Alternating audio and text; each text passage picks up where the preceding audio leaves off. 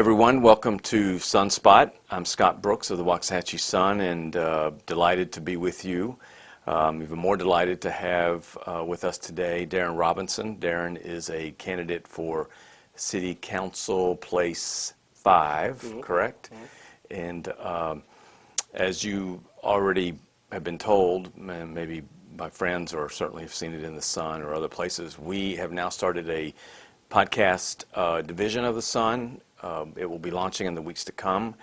Sunspot, which is the only one that I'll have hosting responsibilities for, is really designed and created so as to keep our readers, our digital users informed of all things related to the city of Waxahachie. So that will become a weekly show that will feature members of the staff of the City Hall, some City Council members, those in the know about things going on within the city. The idea is to provide you with information straight from the horse's mouth about any number of topics related to the city.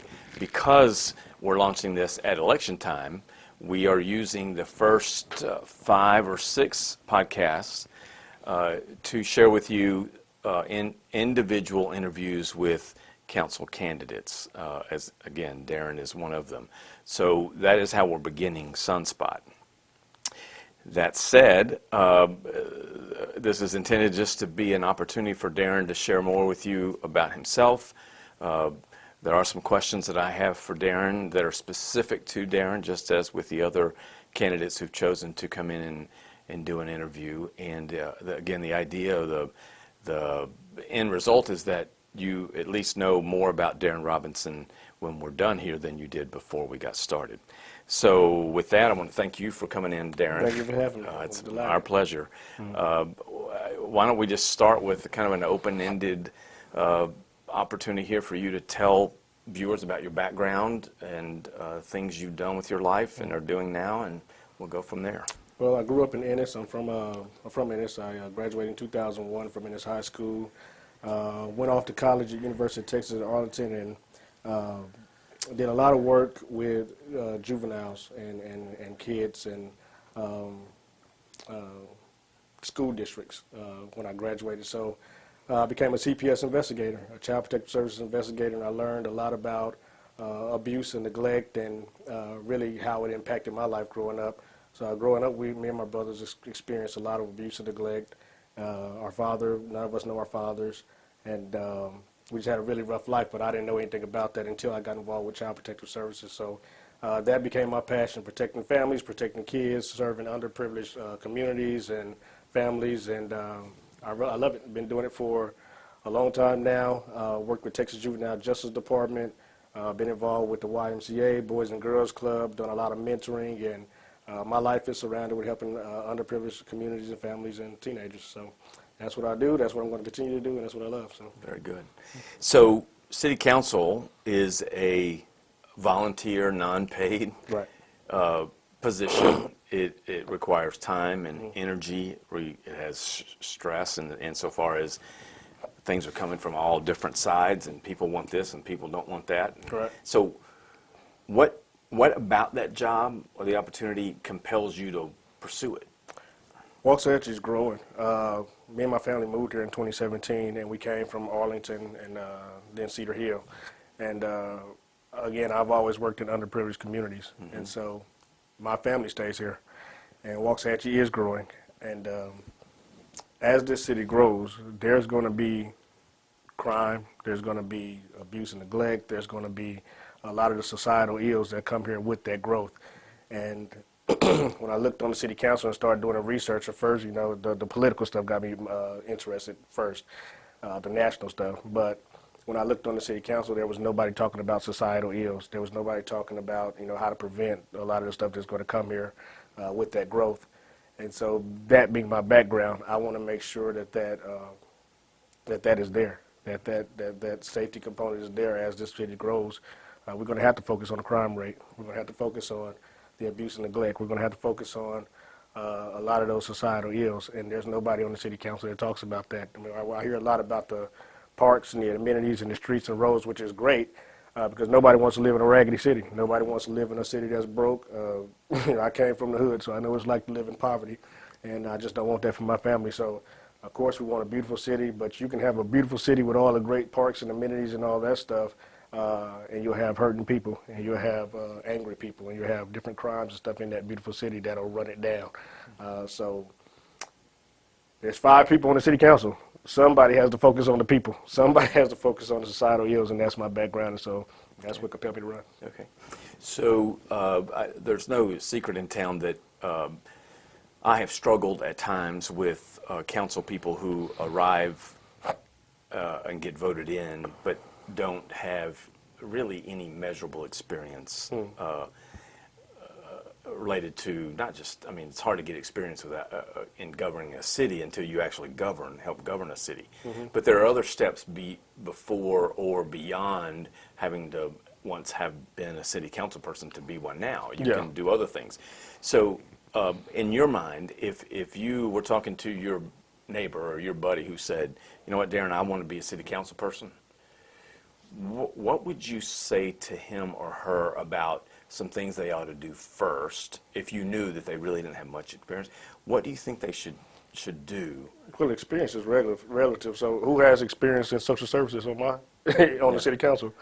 Right. Nobody. Right. So if you have, I have all the social services experience. Nobody on the city council does. So I do have a lot of experience in that. People that's on the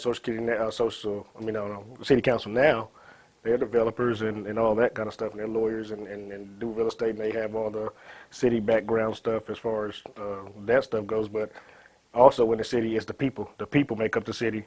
And if you don't know how to curb alcohol and drugs and crime and all that stuff, again, you'll have a beautiful city with a lot of that stuff. So experience in a city, I would say, people. How do you feel about people? How do you feel about serving people? Have you ever served people before? Do you have a servant's heart? Have you volunteered before? Have you volunteered to serve people? Have you given up your time before? Have you, have you fought for the needs of people before? And if you haven't done any of those things, then I would say you need to go get some of that done. Go get some volunteer work somewhere else first and learn how to serve people, and then come to the city council, because at the end of the day, again, the city is about streets and roads and all that kind of stuff too, but the most important thing to me is serving people. Gotcha. So that kind of segues into my next question is, what if you could define some characteristics or attributes of those that you think are effective council people, what would they embody? Servanthood, number one. You got to be a servant. God took me on a journey a long time ago where I had to learn how to serve people, and I had to know how to, read people and discern people, and really tap into the Holy Spirit to see what am I talking to beyond color, beyond race, and all that kind of stuff. What is the spirit of the people? So you definitely have to have some of those attributes of servanthood. I think that's the most important thing. Then you have to be educated. You have to be knowledgeable. You have to be a good learner. You have to be a good student. There's a lot of this stuff I don't know. A lot of this stuff is not my strength, especially when you talk about, the streets and roads and all that kind of stuff. Coming from where I come from, we didn't care about none of that stuff. That's not, that wasn't high on our agenda. That wasn't high on our priority list. So a lot of that stuff I have to learn. A lot of that stuff is my weakness, but my strength is what I think will really push this city forward, because it's people. Okay. It's people here. Let's talk just briefly here about taxes. Taxes is usually a topic in any election cycle, whether it's state, local, or national. In our case, it came up last night, always comes up. Just, if you will, in your own way, what do you think about taxes? If you have any specific thoughts or concerns about Waxahachie specifically, then share those, but just let's talk about taxes and what you think of them. Taxes, you pay your way. Like I said, nobody wants to live in a broke city. Nobody wants to live in a beat down, run down city with raggedy infrastructure and raggedy schools and all that stuff. Again, I know all too well about raggedy. I know all too well about poverty. So I think taxes are necessary because we have to pay for this stuff. But when they get to the point where people are complaining about losing their homes and being stressed out and depressed and all that stuff about them, and they don't have any answers as to why they're going up and all that kind of stuff, that's when it steps into my territory, because why are you depressed? Why are you having to be frustrated about leaving your home?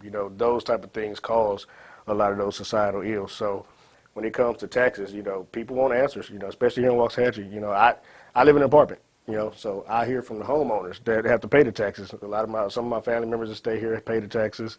I talked to one of my cousins because I hear a lot of people talk about how high the taxes have gotten here.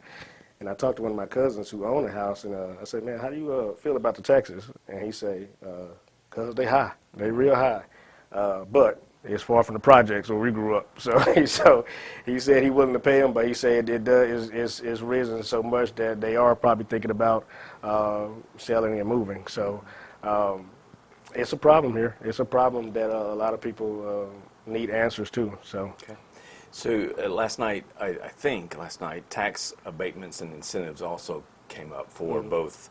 Didn't really talk about commercial or manufacturing, but with respect to both industries, commercial, manufacturing, how do you feel about tax incentives for those companies? And do you see yourself, if voted in, being more inclined to vote for tax incentives for businesses, or are you less inclined?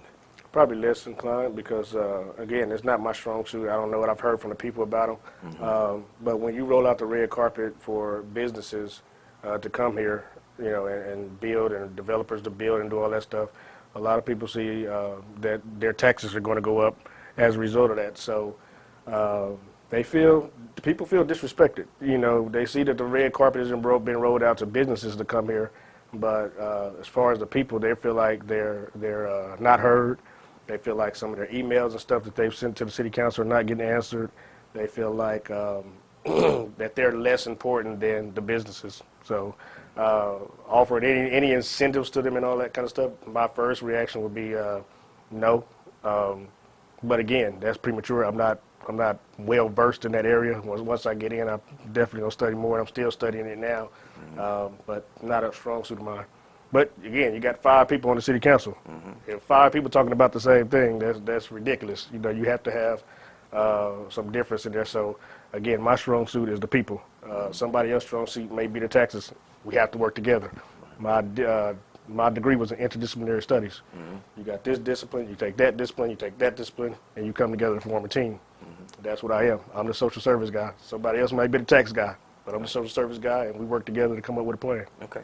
So what I'd like to do is, obviously you're here with us on Sunspot and the Waxahachie Sun.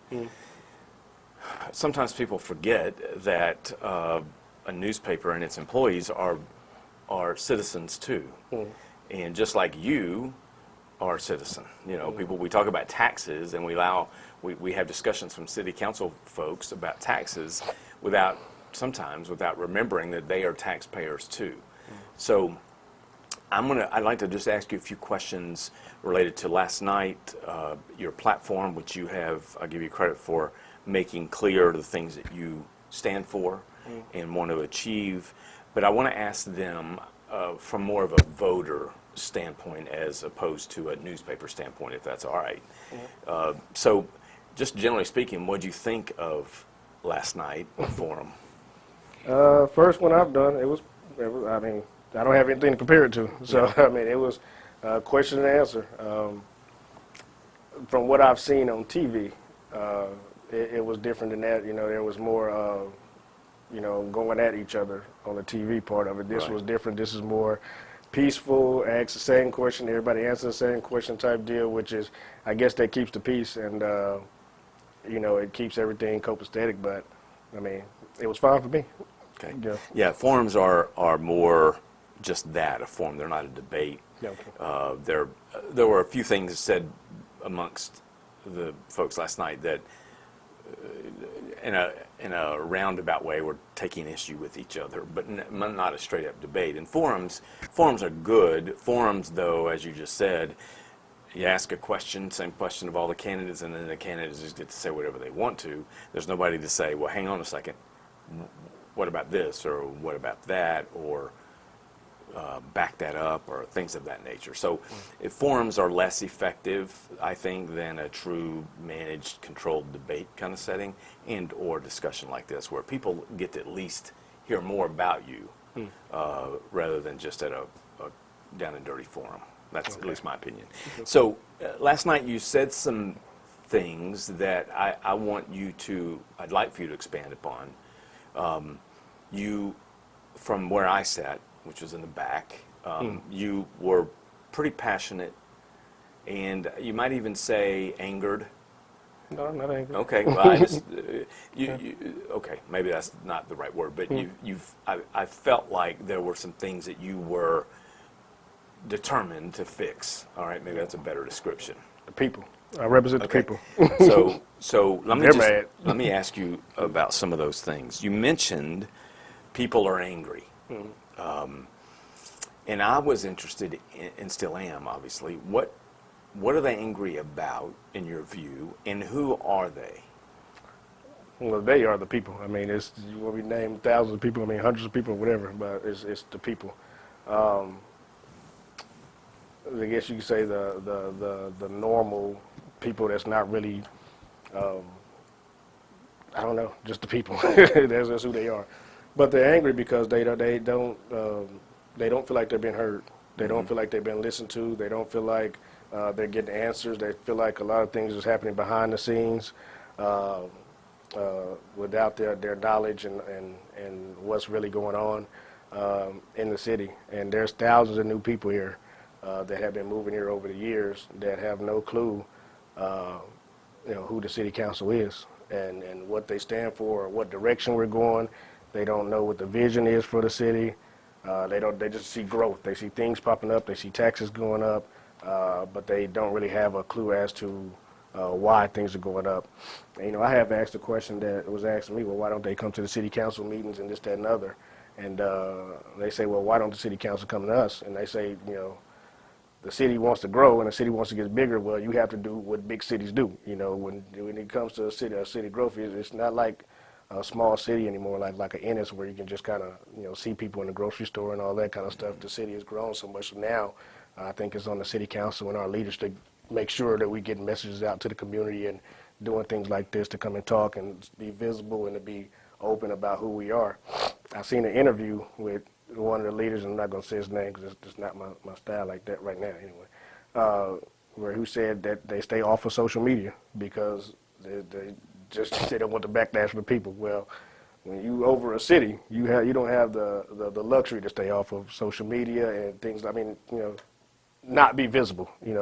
Social media is a platform, one of the ways you can do that, but you definitely have to be visible. You definitely have to be open for questions. You definitely have to be, accessible to the people. So a lot of people feel like there's not none of that's going on. So okay. So the challenge is for 5 people, of which you're seeking to be one, to go to thousands of people, or is the better approach to say we want to create an environment where thousands of people can come to the 5 people? I don't know how they're going to do it, but I'm on Facebook with 5,000 friends now. Videos get shared everywhere. So that's how I'm going to do it. I know how to get on my page and say, hey, this is going on, that's going on, and let that hit 5,000 people. That's on my page now. Let it go out. It's a new day, new age. So social media is big. Social media is what people use. So you got to go where the times are.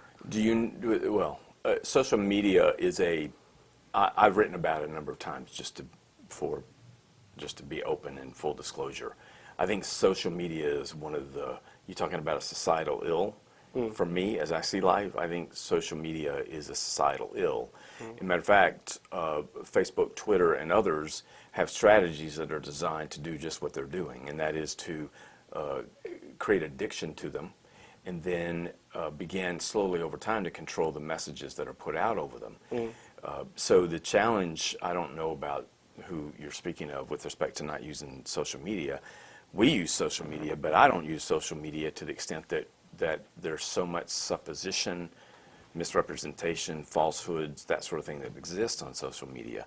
So the city, about within the past decade, put together a strategy, a marketing, I don't know if you know this, but a marketing approach that was built around the city, including a website that I know you have issues with, that that was intended to be as open and transparent and informative as is possible. Now, I don't know how many of the people you're speaking to know that they don't have to go to city council to hear city council. Mm-hmm. They can hit a button just like I do every Tuesday morning, that every other Tuesday morning, mm-hmm. and I watch city council. I can go back and forth, and I can listen to what people say. I can listen to watch the votes. It's very helpful, mm-hmm. and yet very few people take advantage of that, mm-hmm. and even less show up. So I think I don't think you're suggesting that there isn't responsibility on behalf of citizens mm-hmm. to learn, because city council people, one, they can't be out in a group. They have to be out in two or less, otherwise they constitute a quorum, which means that they have some legal issues. But it's hard to know. I'm trying to get to a point where I understand who's saying what out there, and if there are people that are angry, as you were expressing last night and are expressing today, then if I were on city council, I would want to know who they are so that I can address that. That's why they are. I mean, you're talking about. I mean, if I gave you a name, Lindsey Graham, you wouldn't know. As far as who they are, I can't give you a specific name as who they are, but recognize I've never been a political type of guy. Yeah. I came from social services, and I voiced my opinion some things on a general election. I've met some people around here, but the things that's going on in Waxahachie, I've been here 3 years. Mm-hmm. I'm hearing this stuff and repeating. I'm the voice of the people. So when you hear me say people are angry, that's because I've met people that are angry. Mm-hmm. When you hear me say people mad about Texas, that's because people are telling me they're mad about Texas. Mm-hmm. When you hear me say people are mad about all development, that's because people are saying they're mad about development. Mm-hmm. When you hear me say people are saying that the city council is inaccessible and they don't like the website and they don't think the city council is out there, that's because people are saying that they don't like this stuff. So I'm just repeating. I'm the voice of the people. Yeah. I'm not questioning whether or not you're telling what you've been told. What I'm questioning is that no city, no company, no team, no family, no organization ought to make changes on anything that's not represented by a sample of people. We'll find out when election day how many people really back that up. Yeah, we will. And so I think city council people, whether it's here or any other market I've been in, are often hear that people are angry, mm-hmm. and they want to. I can sense that at least some that I know on current council don't want that there isn't anybody that's looking to make anybody angry. And I would also say to the citizens that it's my responsibility to know who my city council person is.